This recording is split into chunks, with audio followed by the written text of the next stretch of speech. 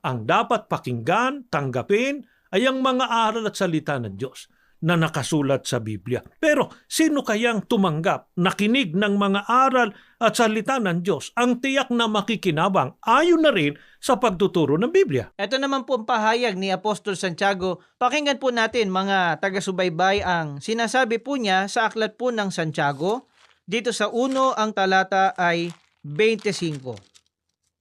Ngunit ang nagsisiyasat ng sakdal na kautusan, ang kautusan ng kalayaan at nananatiling gayon na hindi tagapakinig na lumilimot, kundi tagatupad na gumagawa, ay pagpapalain ang taong ito sa kanyang ginagawa.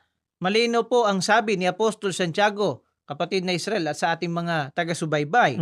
Dapat po na hindi tagapakinig na lumilimot, kundi tagatupad na gumagawa. At ito po tiniyak ni Apostol Santiago, sabi po niya, pagpapalain ang taong ito sa kanyang ginagawa. At napakahalaga nun, kapatid na William, lalo na sa mga panahon natin ngayon. Opo. Mahalagang matanggap natin ang mga biyaya at pagpapala na mula sa ating Panginoon Diyos. At yun po ay dadaloy sa pamamagitan ng kanyang mga aral, ng kanyang mga salita, na dapat pakinggan natin at pagkatapos tuparin, gawin ng bawat isa sa atin.